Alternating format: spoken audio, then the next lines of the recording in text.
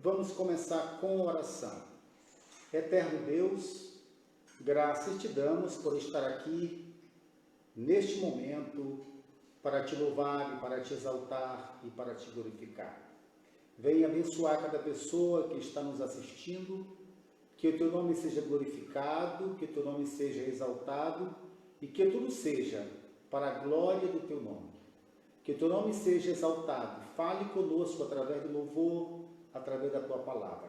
Te oramos, ó Deus, e em nome de Jesus te agradecemos. Amém. Nós vamos cantar o hino 206 da nossa harpa cristã. Se você tem aí a sua harpa cristã e quiser cantar conosco, hino da nossa harpa de número 206. Convido aqui a minha esposa, a irmã Vânia, para estar entoando essa canção, esse louvor, e vamos acompanhá-la, adorando o Senhor Jesus com esse louvor. O clarim já nos alerta, nosso coração desperta, pois a vinda é bem certa de Jesus, de 1000 anjos rodeados, para o crente preparado. Cristo volta coroado, aleluia. Ó irmão, por Deus liberto, pelo sangue estás coberto. Tens o teu perdão bem certo, salvo estás. Voz de júbilo ouviremos, e no céu nós cantaremos. Cristo breve nós veremos, aleluia. Lá nas bodas do Cordeiro, sentaremos prazenteiros. Oh, que gozo verdadeiro com Jesus, pois no céu não há mais pranto, eis que tudo será canto. Cristo vem buscar os santos, aleluia. Ó irmão, por Deus liberto, pelo sangue estás coberto. Tens o teu perdão bem certo, salvo estás. Voz de júbilo ouviremos, e no céu nós cantaremos. Cristo breve nós veremos, aleluia. Sim, à mesa sentaremos, e com Cristo cearemos. Quão felizes nós seremos com Jesus, para sempre gozaremos, e com Cristo reinaremos. Sua glória fluiremos, aleluia. Ó irmão, por Deus liberto, pelo sangue estás coberto. Tens o teu perdão bem certo, salvo estás. Voz de júbilo ouviremos, e no céu nós cantaremos. Cristo breve nós veremos, aleluia. A palavra de Deus que está no livro de Mateus, Evangelho de Jesus Cristo, que escreveu o discípulo de Jesus chamado Mateus. Mateus capítulo 24, vamos ler do versículo 1 ao versículo 14.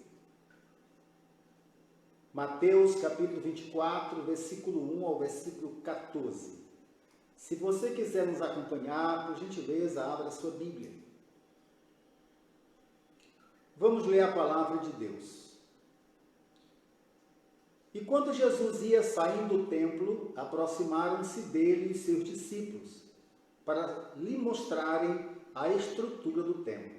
Jesus, porém, lhe disse: não vede tudo isto?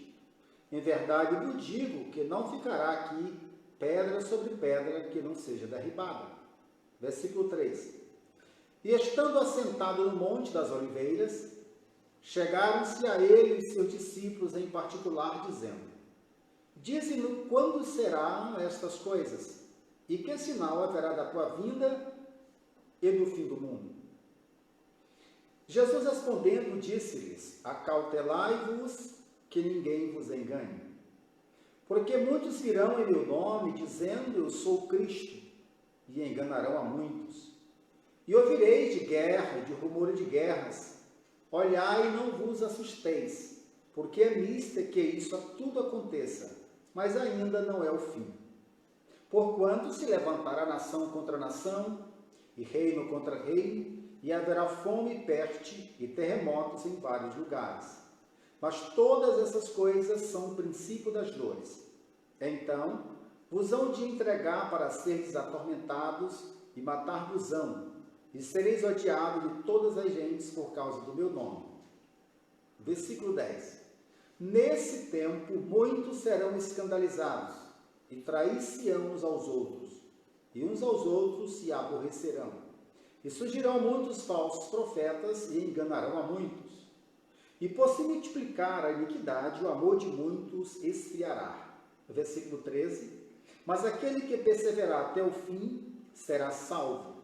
E o versículo 14 diz: E este evangelho do reino será pregado em todo o mundo, em testemunho a todas as gentes, então virá o fim. Acabamos de ler aqui a palavra do Senhor, palavra poderosa. Amém. Glória ao nome do Senhor Jesus. Já cantamos, já louvamos ao Senhor, já oramos.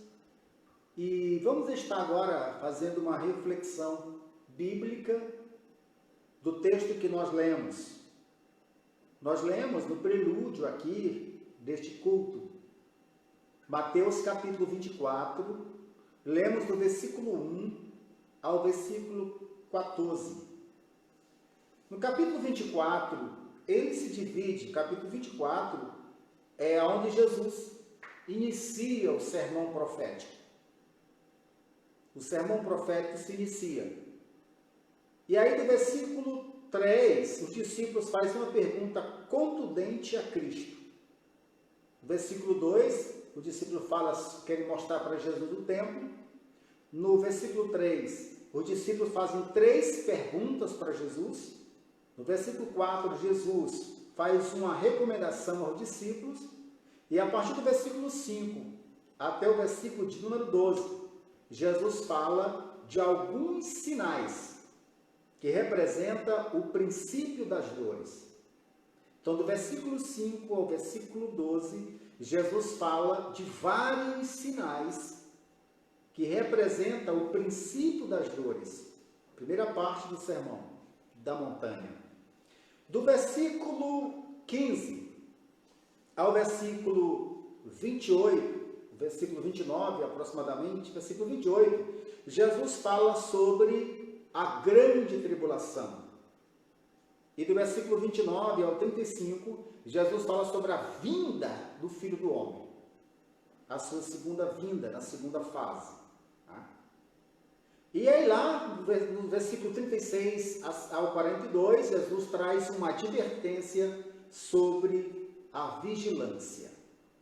Então, vamos estar aqui pensando no capítulo 24, na pergunta que os discípulos fizeram a Jesus. São 3 perguntas. O versículo 3 diz assim, ó, E estando assentado no Monte das Oliveiras, chegaram-se a ele e seus discípulos em particular, dizendo, Dize-nos quando serão estas coisas? Primeira pergunta. E que sinal haverá da tua vinda? Segunda pergunta. E do fim do mundo? Então os discípulos, eles fazem 3 perguntas a Jesus. Eles queriam saber quando iriam iniciar o princípio das dores. Quando? Como seria o sinal que antecedia a vinda de Cristo? E que sinais poderiam acontecer antes do fim do mundo? E aí Jesus começa o seu sermão, e eu repito aqui o versículo 4, Jesus fez uma advertência aos discípulos assim, versículo 4, do capítulo 24 de Mateus. E Jesus respondendo disse-lhes, acautelai-vos, que ninguém vos engane. Então, os discípulos querendo saber que sinais haveria no fim do mundo, que sinais haveriam antes da sua vinda e quando aconteceria a destruição do templo, por exemplo. Então, os discípulos queriam saber se haveria sinais ou não. E aí Jesus, antes de tecer uma série de comentários sobre os sinais que poderiam acontecer antes do fim das coisas, Jesus faz uma advertência dizendo, acautelai-vos que ninguém vos engane. E aí eu tenho me perguntado, por que será que Jesus, antes de responder aos discípulos dos sinais que antecederiam os fins dos tempos, por que Jesus fez isso? Jesus diz, acautelai-vos, que ninguém vos engane. Aí ele começa, a partir do versículo 5, explicar o que iria acontecer. Aí ele diz assim, versículo 5, porque muitos virão em meu nome, dizendo eu sou o Cristo, e enganarão a muitos. Aí Jesus começa a explicar, quem é que vai enganá-los? Os que virão em nome de Cristo. Os que virão como se fosse Cristo. E aqui Jesus diz, ei, cuidado, nem todo sinal que alguém faz, nem todo milagre que alguém faz, nem todo prodígio que alguém faz, qualifica essa pessoa como verdadeiro, como sendo do Senhor. Jesus diz, muitos virão e vos enganarão. Então acautelai-vos, para que ninguém vos engane. Eu quero ler um versículo para você, de Efésios capítulo de número 5, no versículo 6. O apóstolo Paulo diz assim, ninguém vos engane com palavras vãs, porque por essas coisas vem a ira de Deus sobre os filhos da desobediência.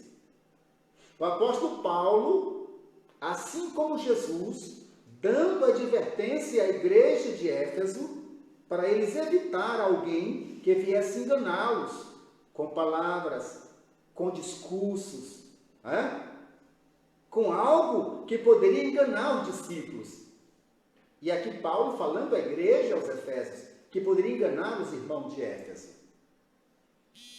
Paulo também escreveu aos Colossos, Colossenses capítulo 2, no versículo 8, no versículo 18, Paulo também diz, não deixe vocês serem enganados. Colossenses, capítulo de número 2, eu vou ler, versículo 8, diz assim, tende cuidado para que ninguém vos faça presa sua, por meio de filosofias e vãs sutilezas, segundo a tradição dos homens, segundo os rudimentos do mundo e não segundo Cristo.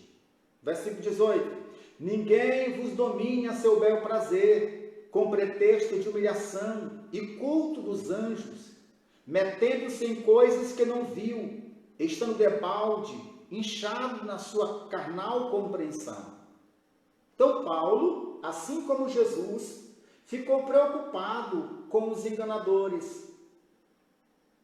Então, antes de nós nos preocuparmos com os sinais que antecedem o final dos tempos, antes de nós ficarmos preocupados com os sinais que antecedem ou que são princípio de dores, precisamos nos preocupar se a pessoa que está falando em nome de Cristo é verdadeira. E aí? Como saber se alguém é falso ou se alguém é verdadeiro? Como saber se a mensagem dessa pessoa é adequada ou não? Os sinais que essa pessoa está fazendo é de Deus ou não? Então, Jesus pediu aos discípulos, acautelai-vos para que ninguém vos engane. Paulo escreveu a Éfeso: não deixe vocês serem enganados por vãs palavras.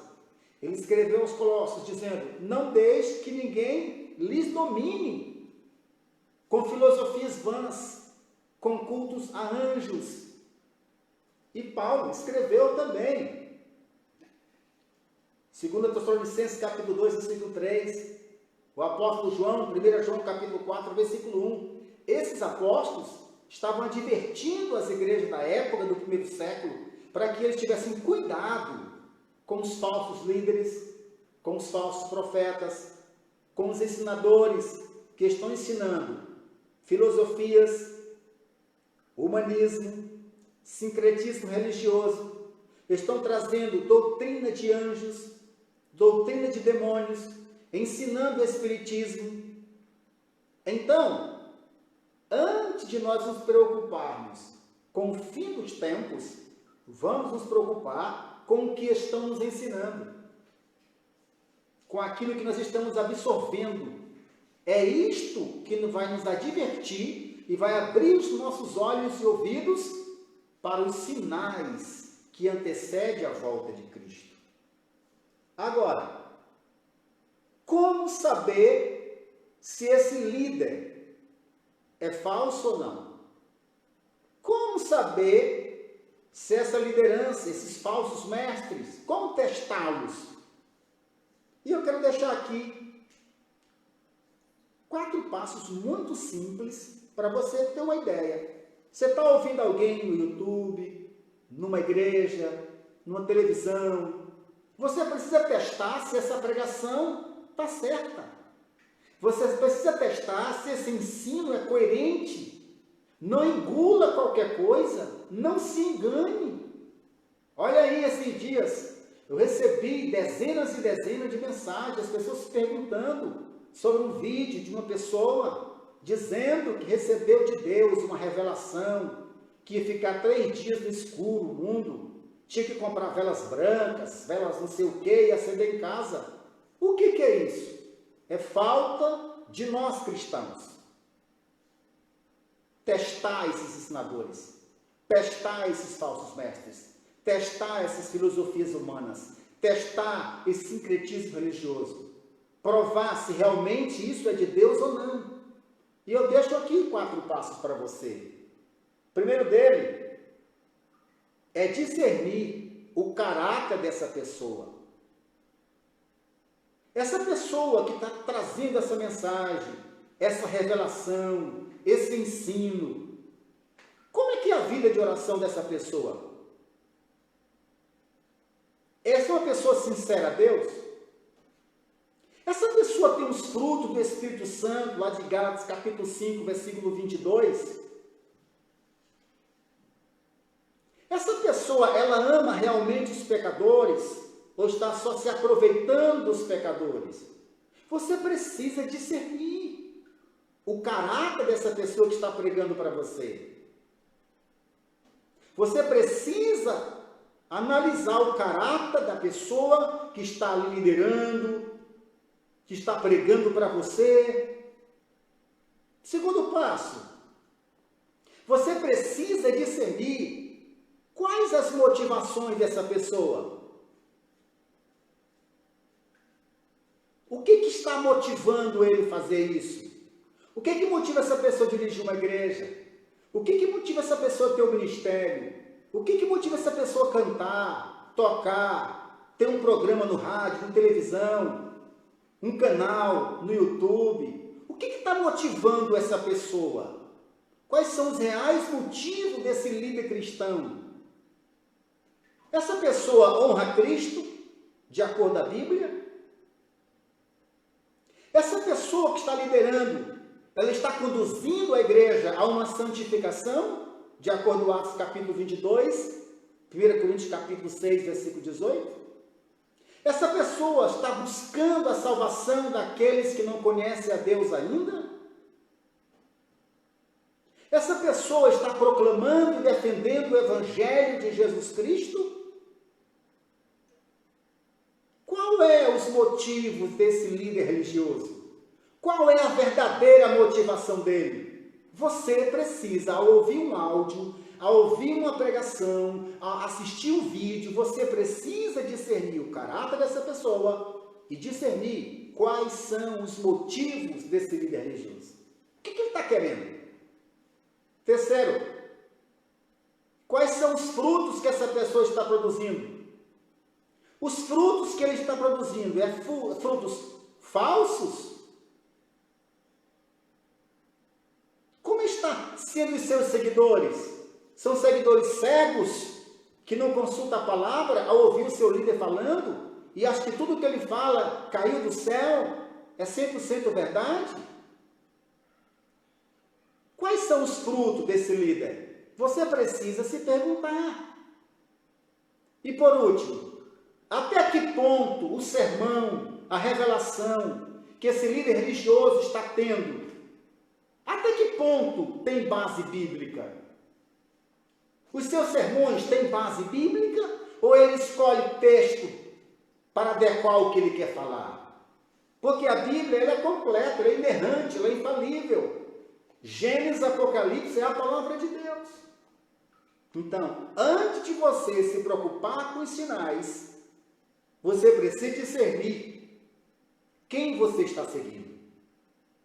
Nesses dias que a igreja está podendo congregar normalmente, estamos correndo risco de pessoas, nosso povo está sendo alimentado por alguém que é humanista, alguém que é adepto à ideologia de gênero, alguém que é o espírita, fingindo de cristão.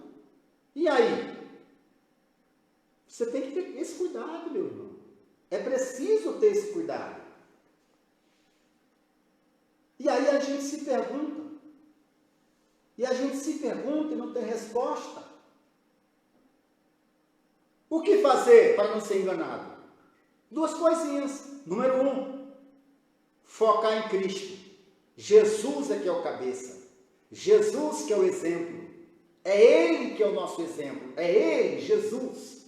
Só que o nosso Jesus não é um Jesus ideológico. Não, o nosso Jesus é um Jesus bíblico. Se o Jesus que você segue é um Jesus antibíblico, que não tem base bíblica, não é o nosso Jesus. Então, foque nas Escrituras. É uma maneira de você se proteger dos falsos líderes, das falsas pregações, das falsas mensagens. Então, digo aqui, versículo 4, capítulo 24 de Mateus, Jesus advertiu os discípulos, acautelai-vos. Versículo 5 ao versículo 12. Ele fala do princípio das dores. E ele relaciona aqui falsos mestres, guerras, rumor de guerras, fome, peste, terremotos, engano, traição e outros fatores que são princípio das dores. Então, esses primeiros versículos, esses princípios das dores, já está acontecendo. E eles irão se intensificar. Capítulo 24, ele fala da vinda de Jesus. Segunda vinda de Jesus. Distribui em duas fases. Na primeira fase, nós vamos passar pelo princípio das dores. Olha o versículo 13. E por se multiplicar a iniquidade, o amor de muitos esfriará. Versículo 12. Versículo 13, mas aquele que perseverar até o fim será salvo. Até o fim. Até o fim de quê? Observa aqui, ó. Vamos dizer que esse copo é o fim. Que perseverar até o fim será salvo. Quando iniciar o fim, no início do fim, acontece o arrebatamento da igreja. É a primeira fase da segunda vinda, o arrebatamento. 0 hora do início do fim. Jesus vem, nós vamos ao encontro dele, trata-se do arrebatamento. Quem estiver morto será ressuscitado em um corpo glorioso. Os que estiverem vivos serão transformados em um corpo glorioso. Vamos nos juntar nos ares e vamos ao terceiro céu, ao encontro de Jesus. Então, nesse exato momento, no início do fim, nós vamos. E aí o versículo continua, versículo 14. e este evangelho do reino será pregado em todo o mundo, em testemunho a todas as gentes, então virá o fim. No início do fim, Jesus vem, começa o fim. Aí a grande tribulação, a igreja estará com Cristo 7 anos nas bodas, na festa, nas bodas do Cordeiro, sendo galardoada. 7 anos da grande tribulação. Este é o fim. No final dele, aí sim acontece, lá do versículo 29 ao 35, a segunda fase da segunda vinda de Jesus, que ele vem em glória. Na primeira fase, ninguém vai ver. Não vai ter, vai ser como ladrão que não avisa quando chega. Nós estamos já passando pelo princípio das dores. A qualquer momento Jesus vem. Agora, depois que ele vier, na primeira fase, começa a grande tribulação. Aí sim acontece, do versículo 15 ao versículo 28, sinais da grande tribulação, a grande provação, como que nunca houve. A igreja do arrebatamento não estará aqui na grande tribulação, mas na grande tribulação o evangelho será pregado, muitas pessoas serão salvas, e aí Jesus vem para dar socorro àqueles que não aceitaram o anticristo como Senhor e dar socorro aos judeus. A ele virá em glória. Os sinais serão visíveis. Na segunda vinda, os sinais serão visíveis. Na primeira vinda, os sinais não serão visíveis. É apenas princípio das dores. E a gente se pergunta, meu tempo está acabando, e a gente se pergunta, por que tanta perseguição? Por que que a igreja precisa ser perseguida? Por que que os servos de Deus precisam ser perseguidos? Precisa, meus irmãos. Para quê? Para que há perseguição? Por que que precisa ser perseguido? Por que que haverá perseguição? Rancor, ódio, o amor esfriando, iniquidade aumentando, traição. Por que que haverá isso? Está havendo. Para que será? Qual a razão disso? Para separar os cristãos de 2 tipos de gente. Primeiro, dos incrédulos, dos que não creem. Segundo, dos aventureiros. No meio do cristianismo, existem incrédulos que estão no meio dos cristãos, se aproveitando do que temos, mas não creem no arrebatamento como ele é. E existem também os aventureiros, pessoas que estão entre nós para se beneficiar do que nós temos, para enganá-los, para enganar o povo de Deus. Então, meu irmão, eu deixo para você essa palavra, que Jesus disse aos discípulos: acautelai-vos, não deixe ser enganado por ninguém. Então, meu irmão, não se engane. Existem pregadores de ideologias, pregadores de sincretismo religioso, pregadores de filosofia humanas, pregadores humanistas, que estão querendo apenas tomar o que é seu, enganar você. Então, veja que quem está falando, como é o caráter dela, qual é o motivo dessa pessoa, se o que ela diz tem base bíblica, e se previna dos falsos ensinadores. E eu concluo aqui dizendo que os discípulos perguntaram: Senhor, e aí, nós vamos saber o tempo? Jesus disse: não, ninguém vai saber. Na primeira fase da segunda vinda, ninguém vai saber. E por que será que ninguém vai saber o dia que Jesus vem? Eu acredito que existem várias razões, mas uma delas é porque se nós soubéssemos a data que Jesus viria, nós iríamos ficar mais preocupados com a data do que nos preocupar em vigiar, em nos precaver. Segundo, se nós soubéssemos a data, nós iríamos negligenciar o evangelismo, o discipulado, o batizar as pessoas em águas, proclamar o evangelho a todas as pessoas. E terceiro, nós poderíamos até ser tentados a negligenciar, a aceitar a Cristo, a santificação. Nós iríamos negligenciar a santificação, porque se soubéssemos a data, iria deixar para a última hora. Então você que me ouve, nesses dias que estamos passando dificuldade, estamos passando momentos difíceis, muita gente perdendo emprego, empresa fechando, pessoas estão passando até necessidade, algumas pessoas. mas escute, se apegue à palavra de Deus. Ouvi um áudio, assisti um vídeo, ouvi alguém falando, não engula, pelo amor de Deus. Veja se tem base bíblica, veja o caráter dessa pessoa, analise se é o Espírito Santo que está falando, se é o Espírito do homem, se é o Espírito do anticristo. Que Deus lhe abençoe, que Deus lhe guarde. Uma coisa é certa, Jesus virá. Ele virá em duas fases. Primeira fase, a igreja vai.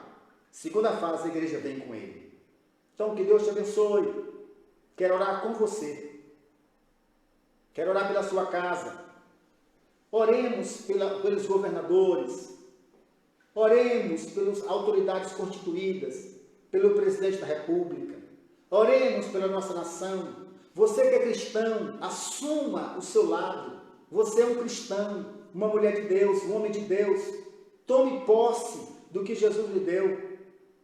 Seja decidido. Não fique em cima do muro. Pecado é pecado. Pecado é pecado. Entenda isso. E o Senhor que é o melhor para você. Eu agradeço a minha esposa por estar aqui ao meu lado. Meu filho que está aqui comigo. Vamos orar. Convido você para estarmos orando. Eu agradeço a todos que estão nos assistindo. A você, que Deus abençoe. Quero orar com você.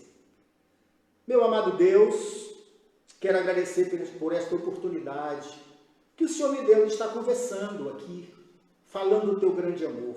Espírito Santo, somos limitados, somos humanos.